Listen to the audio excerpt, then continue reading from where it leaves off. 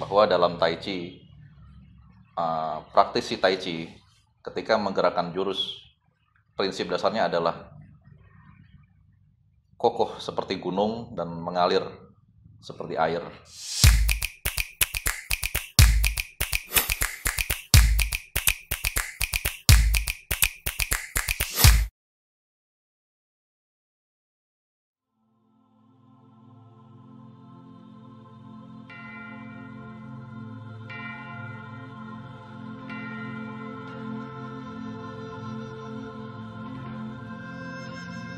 Awal mula saya berlatih Tai Chi itu saat seorang kawan itu mengajak saya. Dan pada saat itu kan memang basic dasar saya bela diri sebelumnya adalah pencaksilat. Kawan saya ini Irwan namanya atau Iwong mengajak untuk punya kegiatan kan. Nah, saat itu saya memang sudah agak lama vakum di silat,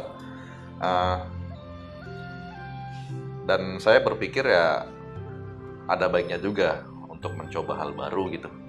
Misalnya wilayah lain yang selama ini belum saya sentuh. Dan Tai Chi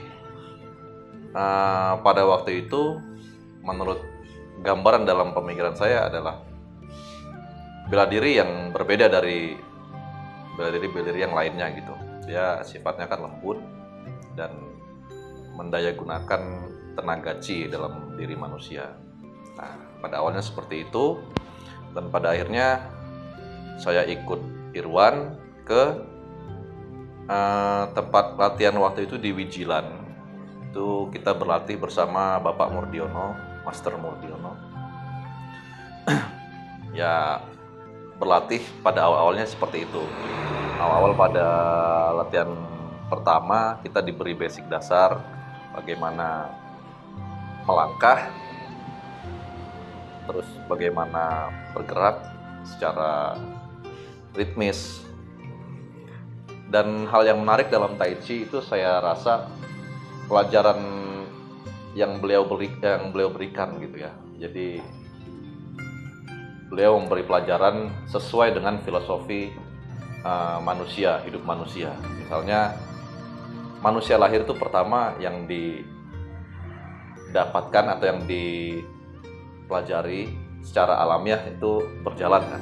Nah, Master Murdiono waktu itu mengajari kita langkah-langkah, bagaimana melangkah. Jadi metodenya sangat terstruktur dan sistematis kalau dari suhu kami waktu itu seperti itu. Selama latihan Tai Chi ini, manfaat yang saya dapatkan atau yang kawan-kawan dapatkan rata-rata sama, yaitu bagaimana kita mengolah diri kita mulai dari dimensi tubuh, fisik dan mental, psikis ya. Dan yang terpenting itu adalah keseimbangan. Di Tai Chi kami mendapatkan hal yang demikian. Karena konsep Tai Chi, konsep dasar ya yang saya dapatkan adalah kosong dan isi. Itu bagaimana kita memosisikan kosong dan isi itu. Jadi dari situ keseimbangan. Sekiranya yang kami latih itu adalah keseimbangan.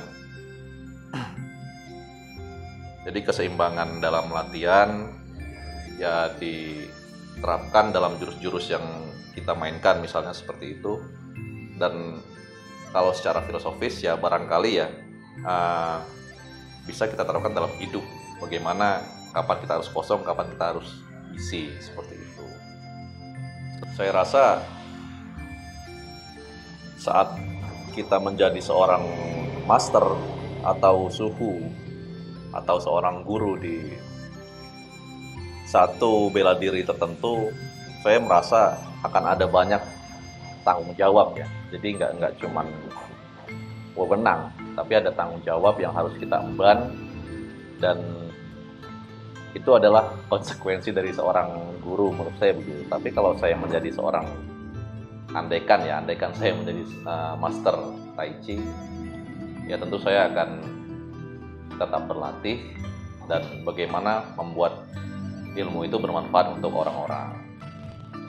Kalau konsep Tai Chi yang saya pelajari dan yang saya dapatkan dari suku Murdiono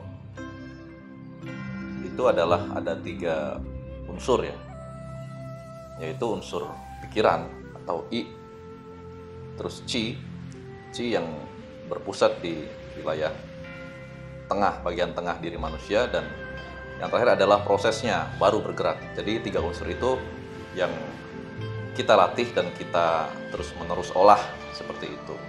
Jadi tidak hanya pikiran. Bagi praktisi Tai Chi mengolah hanya pikiran aja itu enggak, atau hanya mengolah Qi tapi pikiran tidak diolah, itu juga tidak, apalagi tanpa gerakan seperti itu. Jadi ketiga hal ini adalah 3 unsur yang berkesinambungan, dan itu terus menerus harus dilatih secara intens. Agar apa? Ya agar keseimbangan dari 3 hal ini yang akan terolah seperti itu. Jadi keseimbangan antara yin dan yang itu pada dasarnya berasal dari 3 unsur ini. Selama latihan di sasana